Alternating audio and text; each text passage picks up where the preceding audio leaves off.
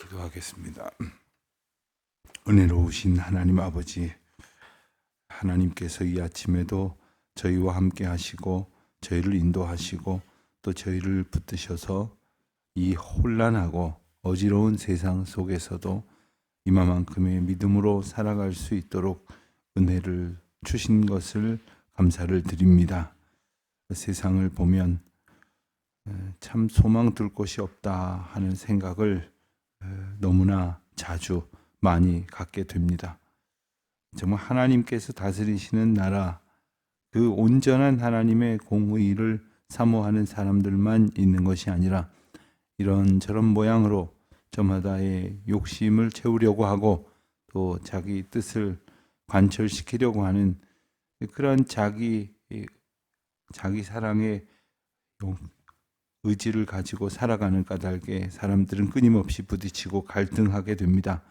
하나님, 저희가 모두가 다 하나님의 의와 하나님의 인도하심만을 바라고 살아간다면 정말 아무 문제도 없을 것인데 이 세상의 현실은 그렇지 않음을 보면서 정말 어떻게 사는 것이 하나님 앞에 마땅한 자녀된 삶인지를 늘 생각하며 기억하는 가운데에 순종함으로 나아가는 저희들이 되게 하여 주시기를 간절히 기도드립니다.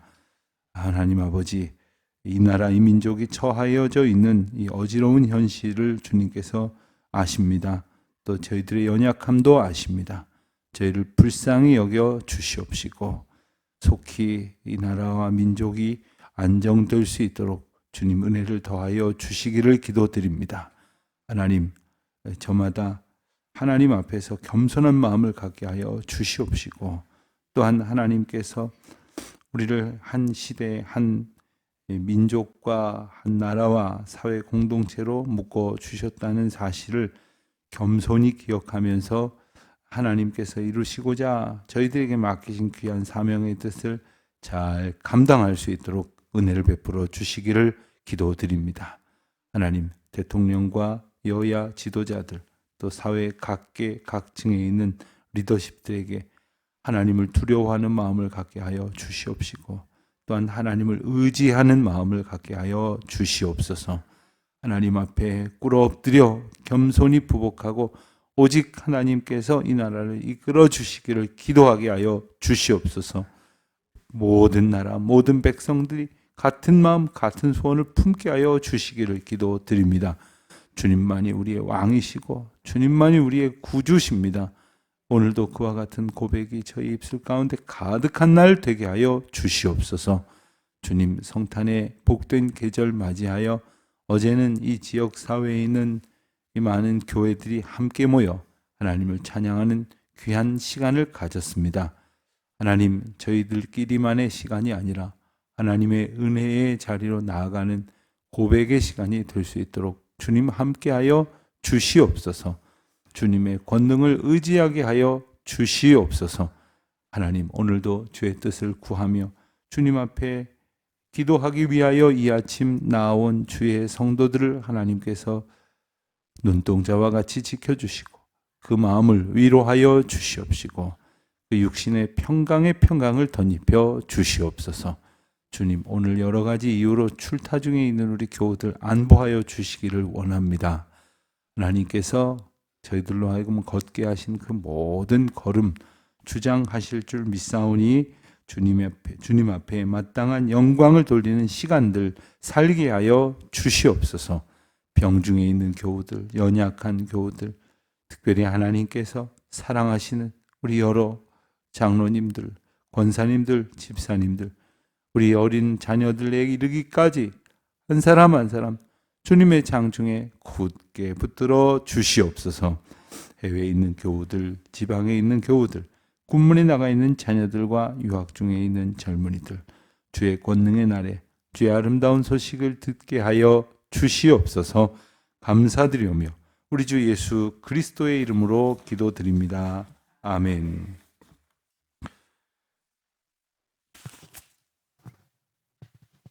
요한계시록 9장 1절부터 21절까지 말씀을 보겠습니다.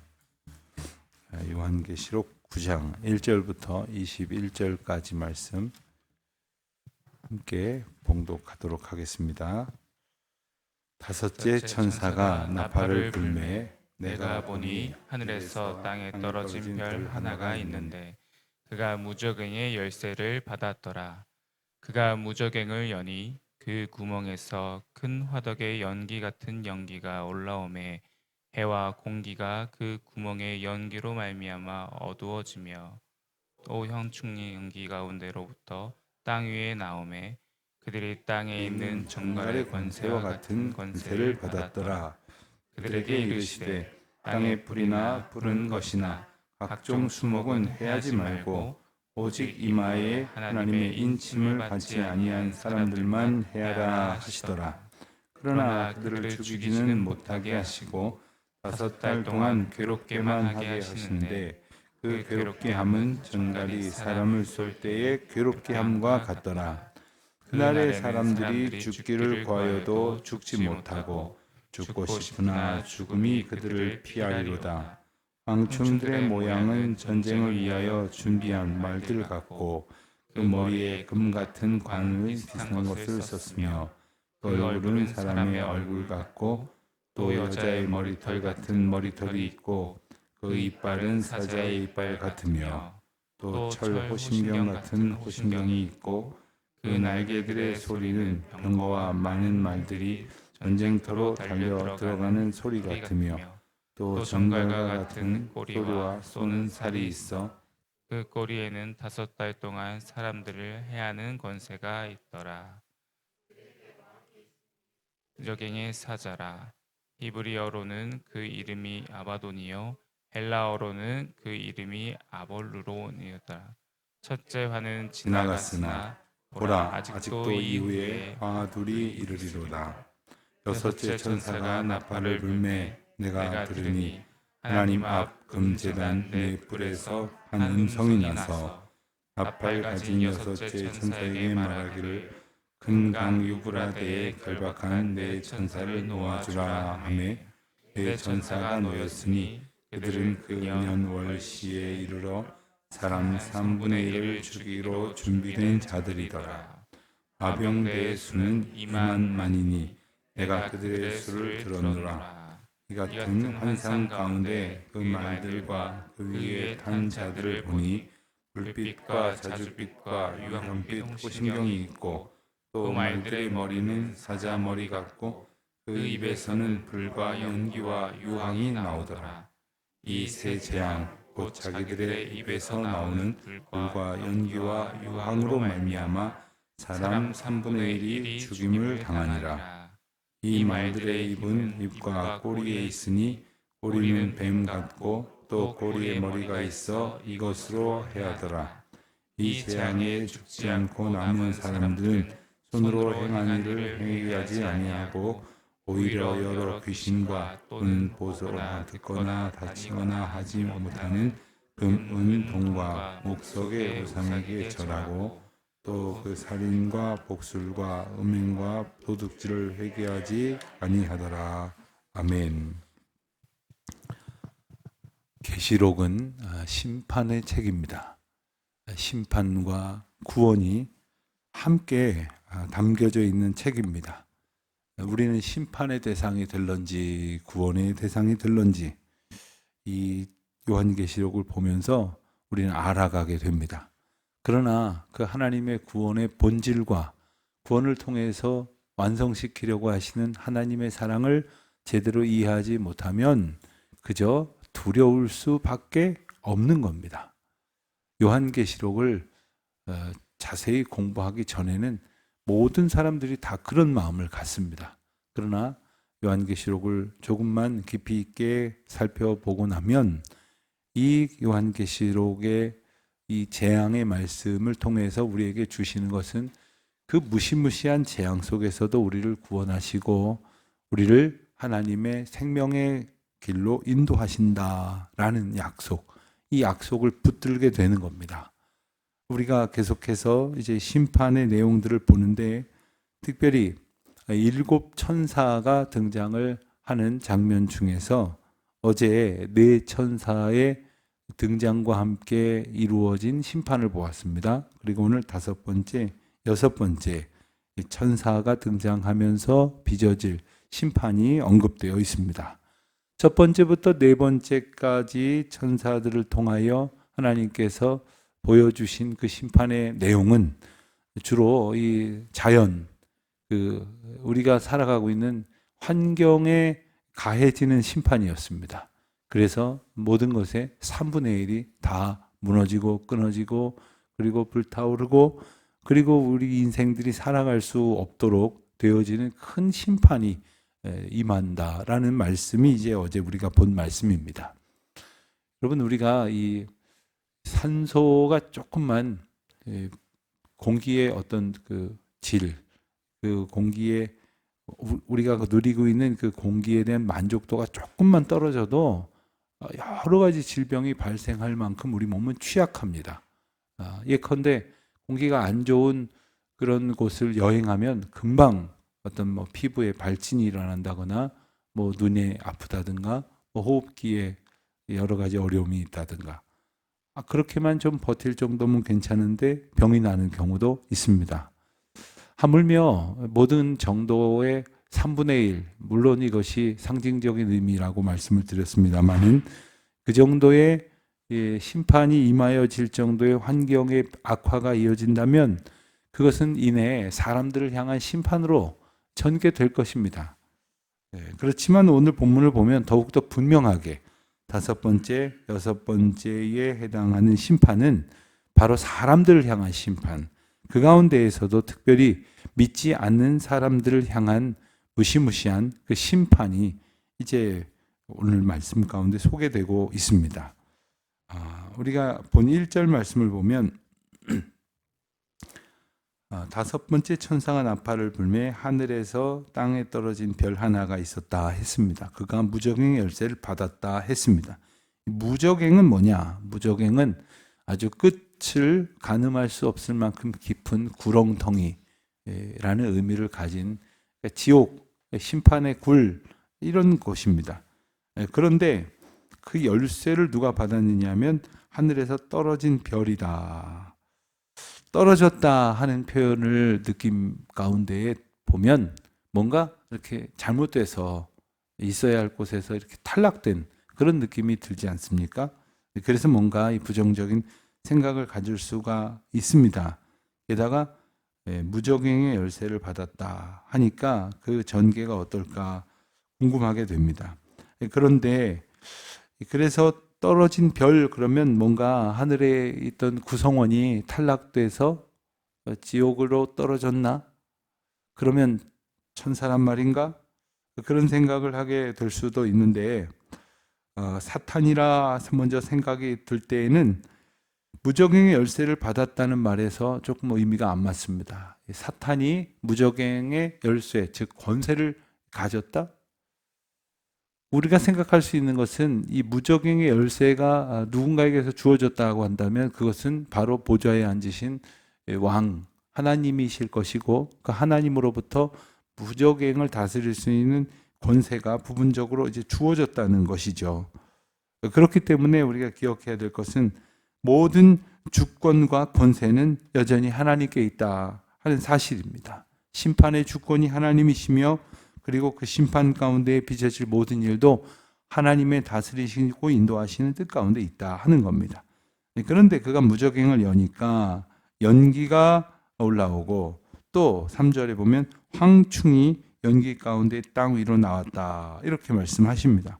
황충, 성경에 보면 황충은 우리가 쓰는 말에 가깝게 번역한다면 메뚜기 정도 될 것인데 그 메뚜기는 참 별 볼 일 없고 약한 곤충이죠. 어릴 적 메뚜기 잡아다가 이렇게 이 연탄불에 이렇게 구워서 드셔보신 적 있으신지 모르겠지만 메뚜기 한 마리 뭘 하겠습니까마는 메뚜기 떼가 하늘을 덮듯이 덮치면 어떤 논이고 밭이고 다 아주 그냥 다 황폐화되는 그런 재앙들은 종종 이 자연사에서도 이루어질 수 있는 일이고 성경에서도 메뚜기의 재앙을 종종 큰 심판의 하나로서 언급을 하기도 합니다. 그런데 3절에 등장하는 이 황충은 전갈과 같은 권세를 받았다. 전갈과 같은 권세.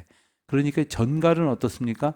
전갈은 그냥 물리면 독을 쏘이게 되면 바로 죽습니다. 죽을 정도로 치명적인 그러한 권세를 가졌다. 여기에 등장하는 이 황충은 그 정도라는 거예요. 그래서 그들이 이제 사람을 해할 때 당연히 죽게 되겠죠. 그런데 어떤 사람들에게 그 심판이 임하게 되느냐? 4절에 보면 땅의 풀이나 푸른 것이나 각종 수목은 해하지 말고, 그러니까 자연에게 황충은 이제 풀을 뜯어먹는 존재들 아닙니까? 그런데 자연, 풀, 수목에게로 가지 말고 사람에게로 가라, 사람을 해하라 했는데 어떤 사람입니까?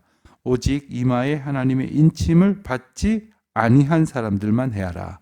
그러니까 하나님의 백성들이 아닌 불신자들만 심판하라는 명령입니다. 이러한 제한을 두셨습니다. 누가요? 권세자이신 하나님께서 그런 제한을 두셨다는 거예요. 그러니까 하나님이 가지고 계신 권능을 힘입어서 그 심판의 대리자로 부여된 그런 존재들에게 이런 제한을 두셨다는 겁니다. 게다가 한 가지 대안이 더 있습니다.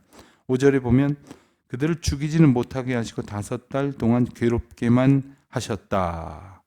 그 괴로움은 전갈이 사람을 쏠 때에 괴롭게 함과 같더라. 그러니까 죽을 정도의 괴로움인데 죽지는 않는 거예요. 혹시 여러분들은 마취를 하고 수술을 해보신 적이 있으실 겁니다. 그런데 마취를 할 수 없는 상황이라고 한번 가정을 해보겠습니다. 실제로 그런 경우들이 있습니다. 마취를 할 수 없는데 마취를 하고 해야 될 정도의 수술을 해야 된다. 그럼 정말 아픈 거죠. 너무너무 아파서 견딜 수가 없는 겁니다. 그래서 아파서 기절을 할 정도인데 그 고통에 다시 또 깨어나고 또 그리고 그 고통 때문에 다시 정신을 잃고 그 정도만 돼도 아마 견디지 못할 겁니다. 그런데 죽을 정도의 고통을 가하게 하시면서 죽지는 않게 5달 동안이나 무슨 뜻입니까? 괴롭히는 겁니까? 그렇게 고통스러운 시간을 겪으면서 어떻게 하겠습니까? 우리 같으면 어떻게 되겠습니까? 조금만 어려운 일을 겪으면 우리는 어떻게 합니까? 그제서야 하나님 앞에 엎드리지 않습니까? 아마도 지난밤 많은 성도님들이 하나님 앞에 간절히 기도했을 겁니다. 이 나라와 이 민족을 불쌍히 여겨달라고 기도했을 겁니다. 사실 그 지경이 돼야 그런 불안과 염려와 혼란의 상황에 처해지고야 기도하는 아주 완악한 인생들이 바로 우리의 모습입니다. 세상은 어떻게 돌아가도 나는 이만하면 살만하다 하면 세상 걱정 하나님의 뜻 가운데서 하지 않습니다. 세상을 향한 기도 하나님의 뜻 가운데서 하지 않습니다. 그러한 자들에게 고난은 어쩌면 우리를 하나님 앞에 온전히 이끌시고 정신 차리게 하는 너무나 귀중한 기회임을 또한 기억을 해야 합니다. 7절부터 10절까지 말씀을 보면 이 황충이 어떤 모양인지를 이렇게 묘사하고 있습니다. 그 황충의 고통을 사람들이 겪지만 그래서 6절에 다시 보면 죽기를 구하여도 죽지 못하고 죽고 싶으나 죽음이 그들을 피한다. 죽을 정도로 괴롭지만 죽어지지도 않는 그런 상황 속에서 마땅히 우리가 해야 할 일은 무엇이겠습니까? 그 지옥의 문턱에서 그 고통 가운데서 있는 불신자들을 향한 것은 심판만이 아님을 우리가 알 수가 있습니다. 그 고통 가운데에서 우리를 부르신 하나님의 은혜가 있음을 알 수가 있습니다. 많은 교우들께서 주님을 어떻게 만나시게 됐습니까? 이렇게 물어볼 때에 물론 마치 아침이 오는 것처럼 너무나 자연스럽게 하나님의 백성이 되었다 하시는 분들도 계시고 그냥 저는 별 고민 없이 어머니 뱃속에서부터 교회 나갔습니다 하시는 분들도 계시지만 인생의 큰 시련 앞에서 하나님을 만났습니다 하는 분들도 있어요. 그런 분들에게 그렇다면 그것은 하나님을 향한 감사의 찬송을 부를 이유가 되겠죠. 12절을 보면 첫째 화는 지나갔으나 보라 아직도 이후에 화 둘이 이르리로다. 이 계시록에 나와 있는 특히 그 재앙과 심판의 장면을 보면 이것은 재앙이 장차 일어날 순서대로 기록한 것이 아니라 요한이 본 환상을 본 환상대로 기록한 겁니다. 그러니까 꼭 이대로 이후에 심판이 있어질 거라고 단정할 수는 없는 거죠. 여섯째 천사가 등장을 해서는 하나님 앞 금제단 네 뿔에서 음성으로 들려집니다. 그 내용은 결박한 네 천사를 놓아주라 했습니다. 이 결박한 네 천사는 어제 우리가 읽은 말씀에 나오는데, 하나님께서 세상을 이제 심판하고 괴롭히고, 그리고 믿는 자든 믿지 않는 사람이든 자연이든 재앙을 내리는 그러한 역할을 할 이들도 두셨고 있다고 말씀을 드렸는데, 그들을 내어 주라, 그걸 놓아주라, 그들을 억어하지 말고 놓아주라 했습니다. 그래서 이 여섯 번째 재앙을 굳이 이름을 붙이자면 마병대의 재앙이다, 이렇게 말할 수 있는데, 그가 이제 마병대를 꾸려서 등장을 합니다. 16절에 보면 마병대의 수는 2만만이다. 2만만은 2만이 만 개 있다는 얘기입니다. 2만 곱하기 만 하면 2억입니다. 2억. 그러니까 2억이라고 하는 숫자가 얼마나 대단하냐. 당시에 이 기록을 찾아보면 그 로마의 군대가 12만 5천 명 정도라고 이렇게 추정을 합니다. 조금 더 최대치로 본다면 그것은 어떤 식이냐 하면, 자신들이 복속하고 있는 곳에서 군대를 차출해 갖고 그들을 군대로 포함시킨다고 한다면 그랬을 때 한 20여만 명 정도로 이렇게 봅니다. 그런 정도의 숫자로 전 유럽을 제패했다는 거예요. 대단한 일이죠. 그런데 그 숫자를 비교해 본다면 2만만, 2억에 달하는 숫자, 엄청난 숫자입니다. 상상할 수 없는 그런 숫자입니다. 감히 우리는 2억이라는 그 숫자가 뭐 실체도 없는 것이나 마찬가지인 돈으로 2억, 뭐 그럴 수 있겠지만 사람이 2억이다, 군인이 2억이다, 군사가 2억이다, 그와 같은 재앙이 임하게 되는 겁니다. 그와 같은 재앙이 나와서 18절에 보면 불과 연기와 유황으로 말미암아 사람 3분의 1이 죽임을 당하니라 했습니다. 앞서 5번째 나팔 불 때의 재앙은 죽지는 아니하고 괴롭힘만 당하게 되었지만 죽게 된다는 거예요. 3분의 1이나 죽게 된다는 겁니다. 20절 보면 이 재앙에 죽지 않고 남은 사람들은 손으로 행하는 일을 회개하지 아니하고 오히려 여러 귀신과 또는 보거나 듣거나 다니거나 하지 못하는 금은동 목석의 우상에게 절한다. 또 살인과 복술과 음행과 도둑질을 회개하지 아니하더라. 세상의 3분의 1이 죽어나가는 상황 속에서도 회개하지 않는다는 거예요. 어떤 사람은 내 인생의 3분의 1이 없어진 것 같은 그런 슬픔과 아픔을 겪는 경우가 있습니다. 그렇지 않습니까? 이 세상의 3분의 1이 없어져 버리진 않았지만 내 인생의 절반 이상이 나의 전부나 마찬가지인 그러한 대상을 잃어버릴 수도 있지만, 그럼에도 불구하고 우리 인생들은 그럼에도 불구하고 오히려 회개로 하나님 앞에 온전히 돌아서는 그러한 은혜의 과정만을 거치지 않는다는 거예요. 그렇지 않는 우리의 현실, 우리의 이 완악함, 이 어리석음을 보게 하시는 거예요. 어떤 경우는 물질을, 명예를, 권세를, 어떤 경우는 내가 가지고 있는 공든 탑과 같이 평생을 쌓아온 것이 없어졌다고 해서 다 무너졌다고 하지만, 다 무너졌다는 얘기는 뭡니까? 세상에 소망 둘 것이 하나도 없다는 거잖아요. 그런데도 하나님 앞에 소망을 두지 않을 만큼 완악하고 하나님 앞에 온전케 순종하지 못하는 것이 우리 인생이다라는 사실을 깨닫고, 나는 안 그럴 거야가 아니라 나도 그와 같은 연약한 죄인입니다. 주님 나를 불쌍히 여겨 주십시오. 주님 우리를 긍휼히 여겨 주십시오. 이와 같은 소망으로 살아가는 우리 모두가 되시기를 축원합니다. 하나님 아버지, 이 어지러운 세상 속에서도 주님은 우리의 소망이시며 생명으로 오신 우리의 구원이십니다.